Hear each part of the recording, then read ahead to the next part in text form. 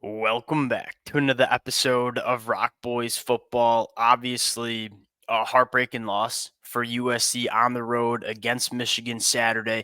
And there's plenty to criticize about USC's performance Saturday afternoon against Michigan. And over the last couple of days, we've certainly talked about some of those criticisms. I think at the same time, there are so many positives, not necessarily coming out of the loss, but what you've seen from this USC team the first three games of the season. I think it starts with just the overall culture of this team, specifically on defense. The mentality, it's night and day different from what you saw in 2023.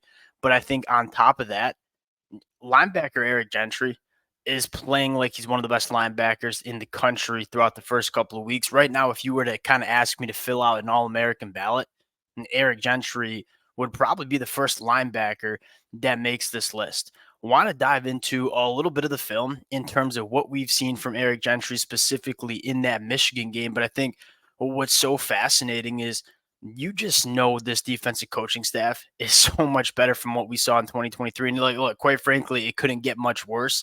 But we were really excited about what this coaching staff to do specifically for a guy like Eric Gentry, right? The USC fans who've been rocking with the boys the last couple of months during the offseason, we highlighted Eric Gentry as this unicorn, dynamic defensive chess piece that can do so many different things within a defense and kind of was just pigeonholed into being a traditional off ball linebacker in that Alex Grinch scheme.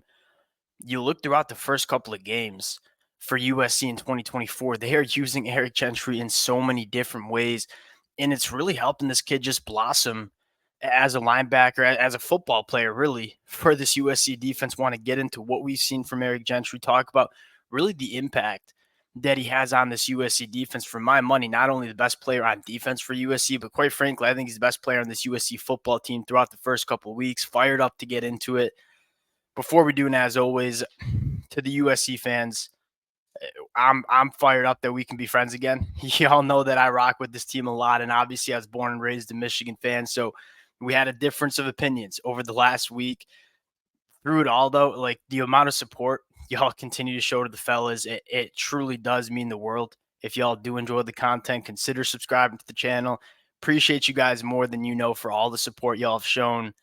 And without further ado, let's get into the guy, Eric Gentry. And let's just start with kind of the preseason expectations. Like Eric Gentry at 6'6", put on some weight. You're seeing the physicality blossom. Like the way Eric Gentry is taking on blocks and tackling in space, this kid is playing so much more physically than he did in 2023. But I think more importantly, because of that unique frame that Eric Gentry has and the unique athleticism that he can do so many different things. And that's what we were most excited for with Coach Lynn taking over this defense is utilizing the players the right way. You take a look at Eric Gentry and how he was used in that football game against Michigan. We kind of projected that USC would kind of go to a three linebacker set. They did go to that, but they moved Eric Gentry all around the formation, kind of went with that bare front, that five-man front, walking Eric Gentry onto that defensive line, played 26 snaps on the edge, 18 or 13 as an off-ball linebacker, and then 9 as like that overhang nickelback role. And I think what's so fascinating about it is Eric Gentry was playing as an elite pass rusher. And that's some of the film we're going to get into is what Eric Gentry can do rushing the passer, but also kind of going with that three linebacker set. You were a little bit concerned about, all right, if we're taking off a defensive back, putting another linebacker on, are we going to have enough speed and space to deal with Michigan? Eric Gentry gives you that. I mean, he runs like he's a defensive back, but is starting to tackle like a linebacker now. And so you have this guy that if you want to go to a little bit of a heavier look with three linebackers, you can have Eric Gentry kind of play that hybrid nickel role because he's athletic and long enough to do so. Now, getting into the film, I first want to start with what Eric Gentry does playing the run. And we saw a ton of good plays from Eric Gentry. The one I want to highlight is how he deals with the read option, something that you are seeing so many college football programs use. And I would like to see Eric Gentry maybe get used in this a little bit more in the coming weeks. Not only is Eric Gentry from that off-ball linebacker spot fitting the run exceptionally well, not only is Eric Gentry doing a really good job taking on blocks, but when he's working as that edge defender, and you're going to see him at the bottom of your screen right here, he has this unique ability to have the athleticism where Alex Orji is going to read Eric Gentry right here. Eric Gentry has the ability to kind of take away both the handoff to the running back, but also Alex Orji keeping this football because of how long and how athletic he is. I mean, he's going to show like, hey, Alex Orji, you can't keep this ball because I'm keeping my leverage. But when you do hand the ball off, I am fast enough and long enough to scream down the edge and go make a play tackle for a loss. There's just not many players that can provide that kind of skill set across college football, and more or less on this USC team, but across college football, Eric Gentry is one of those guys.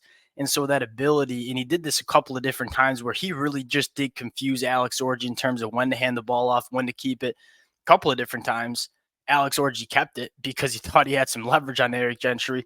Well, he thought wrong, not only because Eric Gentry, well, most importantly, because Eric Gentry is really fast and kind of can maintain that leverage. That was probably the rep that I thought was most exciting. I think secondly, and you're seeing Dan Lynn go to this a lot is, hey, you're 6'6", you're 220 plus, you're an extremely explosive athlete. Let's use you as a pass rusher too. And Eric Gentry can do that. You take a look at the numbers of Eric Gentry. He's a 15% pass rush win rate rushing off the edge. This is a guy that we kind of said we would like to see him with all that length and athleticism coming off the edge. Let's get him involved in the pass rush a little bit more. He shined when he had the ability to do it, or I guess I should say, shined when he had the chance to do it for Alex Grinch in 2023. The problem is Alex Grinch didn't really ask him to do it that often. You look at Dan Lynn, he is asking Eric Gentry to rush the passer a decent amount. He rushed the passer 7 times in the game against Michigan, obviously coming up with a massive sack right here. I think what's one, ton of juice coming off the edge. Kalel Mullings, really a reliable pass protector at the running back spot, just completely whiffs on Eric Gentry, making a miss, and then going out getting Alex Orji. As a pass rusher, Eric Gentry brings so much. We've talked about what he can do stopping the run. He leads this team not only in tackles, but run stops with an average depth of tackle of only 1.8 yards down the field. He can get after the passer. But what might be his most unique skill set is what he can do in coverage. And we kind of talked about this a lot for Eric Gentry. The dude is so long and athletic. So when you ask him to carry a tight end up the seam in man coverage, he can do that. When you ask him to go cover a running back in the flat, he can do that. But when he's sitting in zone coverage, this kid takes away so many different passing windows that you see because of how long he is. I think this was probably the coolest play that Eric Gentry had, where he's now playing that overhang linebacker spot. Like essentially, hey, we're going to take off a defensive back. We're going to play with 3 linebackers. We're going to treat Eric Gentry as kind of a nickel defender when when Michigan went to a little less 12 personnel. And you see Michigan's going to try to attack this space right here. Hey, if you're not going to play a nickel back, we might try to get it out to the perimeter. This play is so fun to watch because he does a couple of different things. One, the instincts that this kid is developing, it's for real. Like he is seemingly always in the right spot at the right time. But I think secondly, you take a look at this sprint off from Alex Orji. He takes away the first read. Great job doing that. And he's going to take away the second read too, but essentially taking away the third read. I mean, we got 3 options for Alex Orji to go to, kind of a levels concept here on 3rd and 5. Eric Gentry has essentially taken away a lot of these options for Alex Orji. And then when he notices that Alex Orji is going to tuck it and run it, hey, we're going to scream down and be physical at the point of attack and make a play on Alex Orji. It doesn't get much better than that. And again, there's not many players that can do that kind of thing across the country. Eric Gentry can do that for this USC defense. The last play I want to talk about, we tried to sneak a little flea flicker in there. Again, talk about instincts with Eric Gentry. 1st and 10. I mean, we're thinking run all day. Eric Gentry's thinking run all day. I don't know how he saw this, but I mean, Kalel Mullins hasn't even turned around to give the ball back to Eric Gentry or to Alex Orji. Eric Gentry's already gaining depth, taken away to the middle of the field. Again, how long he is, he's taken away that middle of the field, and then you see this play out. Alex Orji drops his eyes, looks like he's going to tuck and run.